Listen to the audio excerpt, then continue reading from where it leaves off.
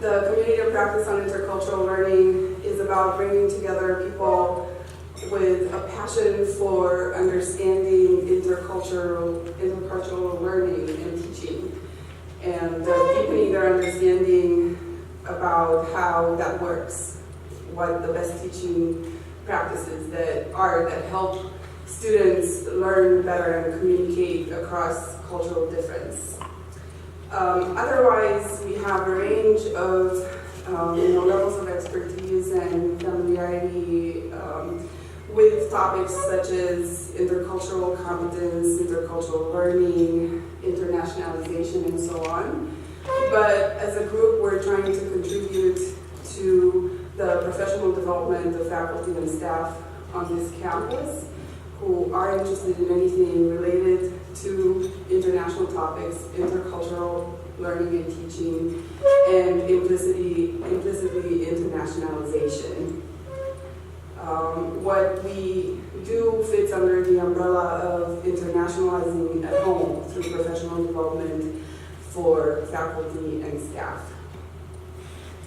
One of our goals is to grow as a community. So I want to draw your attention to a handout in your folder today. There is a handout there are several about different communities of practice that exist on this campus. One of them is about the community of practice on intercultural learning, and it provides a description of our mission and information about how to join. So please consider joining us.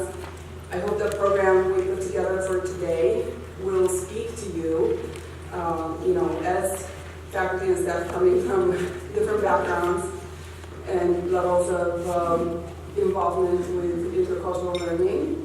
And I hope you're going to consider joining the community in the future. If you have any questions throughout the day about, the community in general, you can always stop me or Patrick or Kate, and we'll fill you in.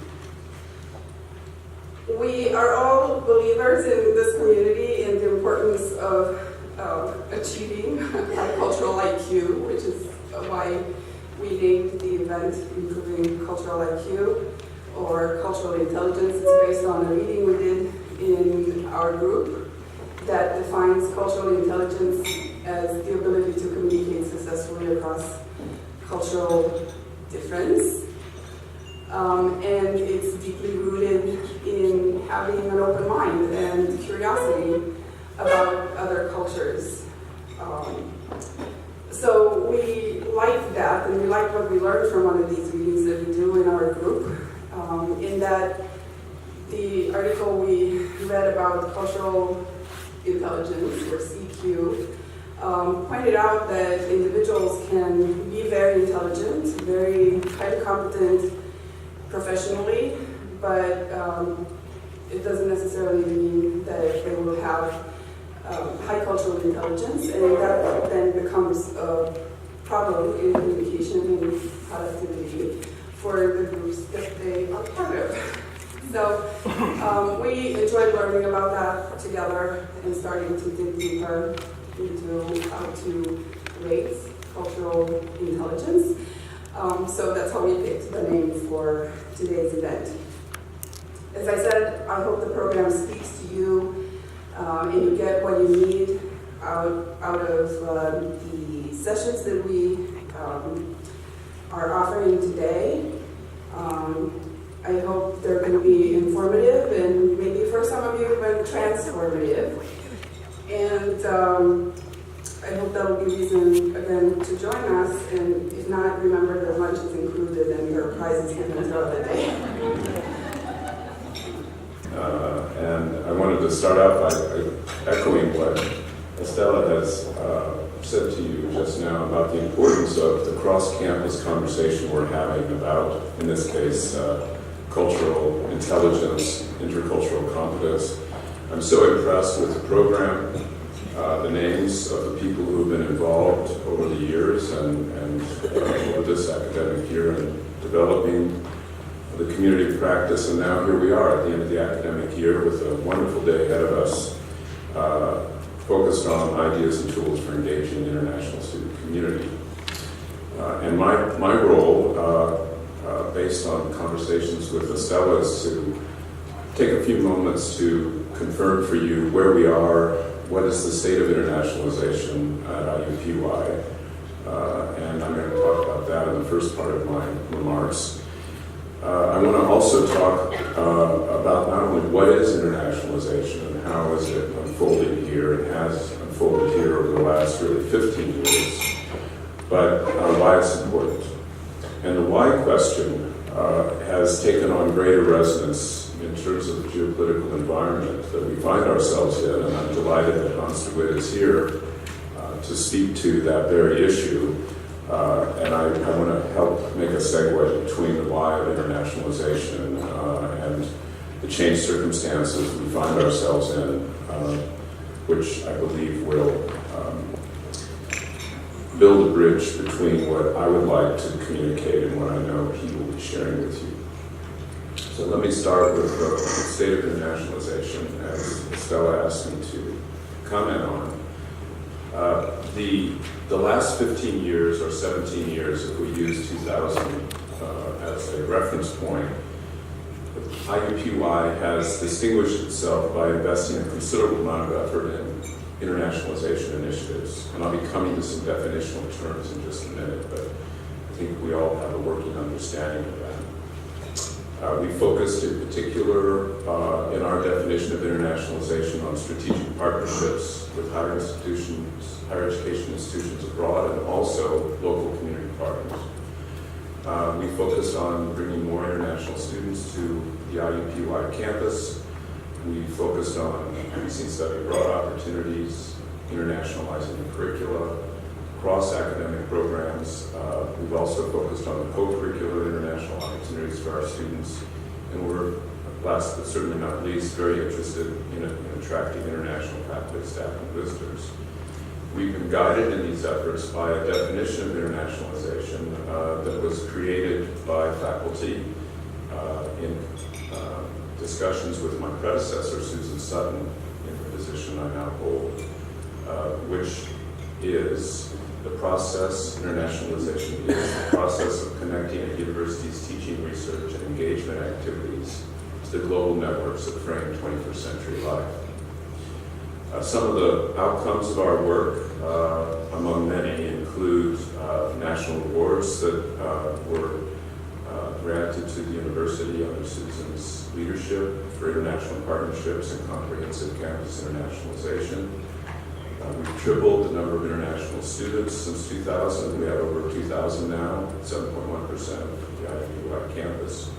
We've had dramatic study abroad program increases, more than doubling the number of participants, and I think it's the 2015-16 statistics, Stephanie, that we saw an increase of 20% in the participation of study abroad. That's a remarkable figure. We're very proud of that. We, in the period of this 15 years or so, have created international learning goals, a BA in global and international studies, and we have a state-of-the-art international video conference facility for interactive teaching and learning right in the Office of International Affairs.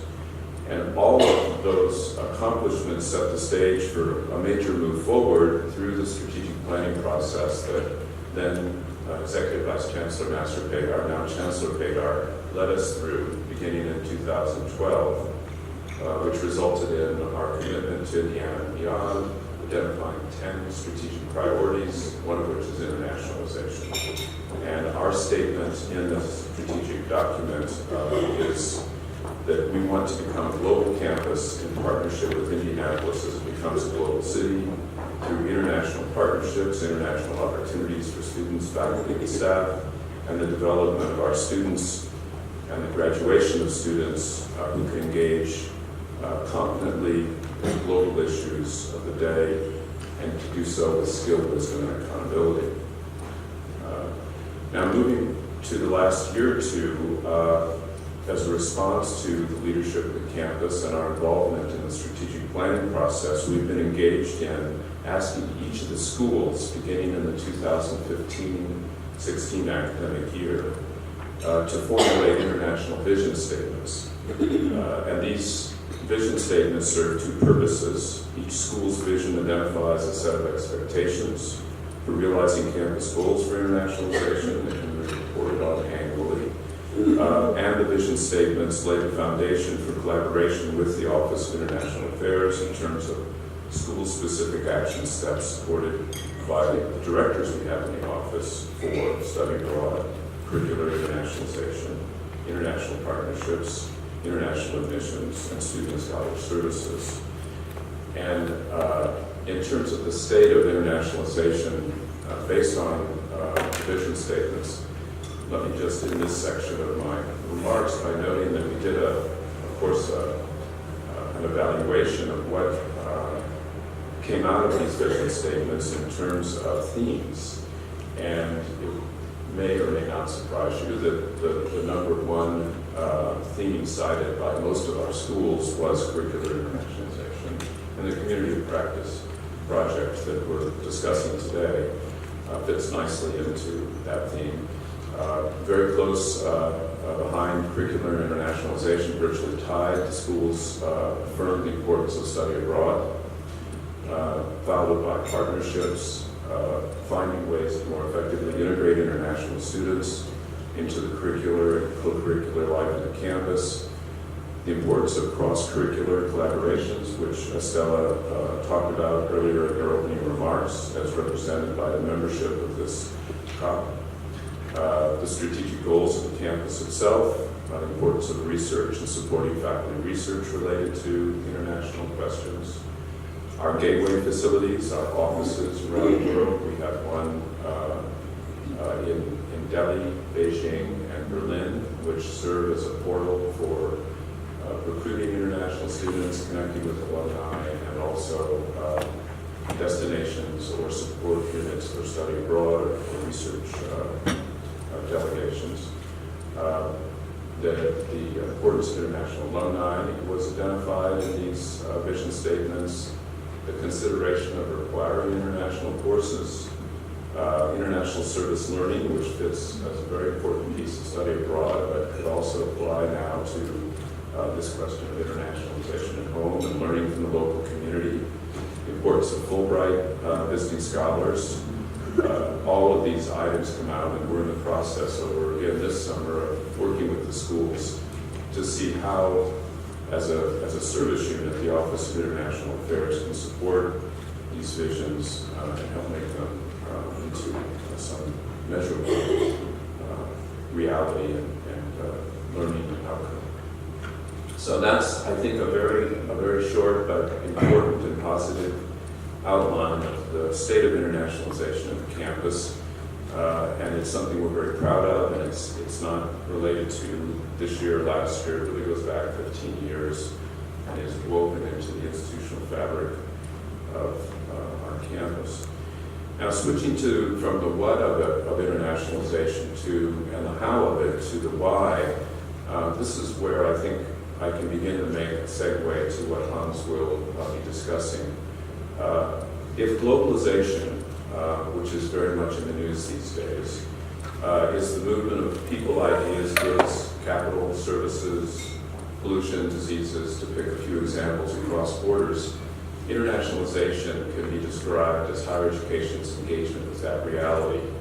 And I've already given you our definition of internationalization that we've created on this campus. I'll add one more to it that is commonplace, as found in the literature, infusing an international, intercultural dimension into all aspects of teaching, learning, and research, service, and outreach. So adding the international dimension to the functions of a comprehensive university.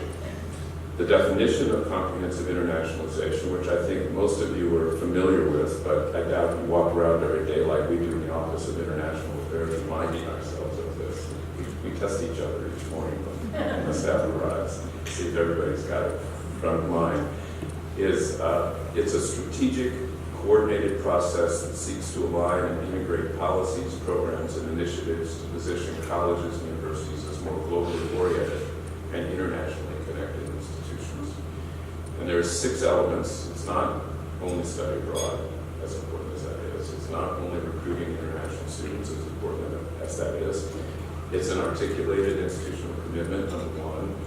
It's an administrative structure and staffing is represented often by an Office of International Affairs. Number two, it has a dimension of curricular, co-curricular, and learning outcomes as part of comprehensive internationalization. It focuses on number four, faculty policies and practices.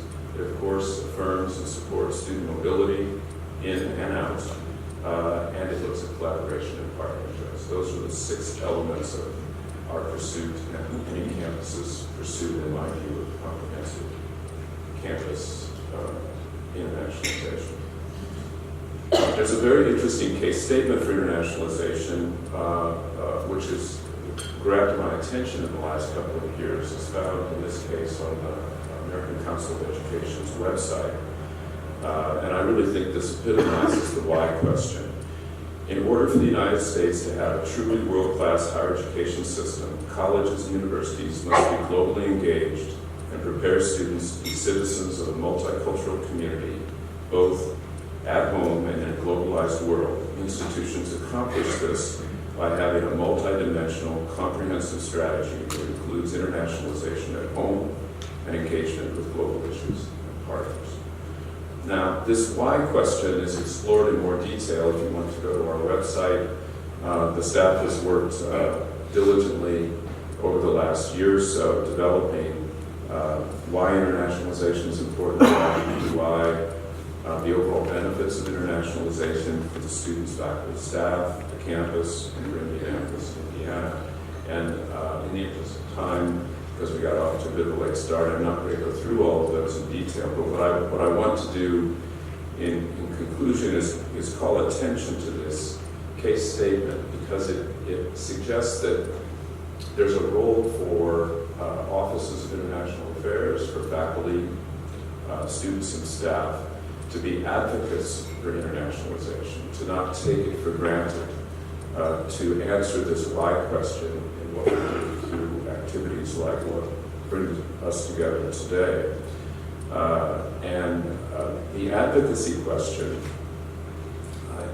is extraordinarily important today because of the changed geopolitical climate that we find ourselves in. It's represented by events in Europe over the last year and events in the United States. And to end on a note of concern, the question can be asked, first of all, to be rather blunt about it, how many people outside of the academy really understand what internationalization means? I don't think that term communicates very effectively to the broader audience that we seek to serve, which holds us accountable for the learning outcomes that we all believe so strongly in, and the values that inform how we're preparing students to engage in the world of work and citizenship, be it for government, business, or nonprofit organizations in Indianapolis, Indiana, or beyond.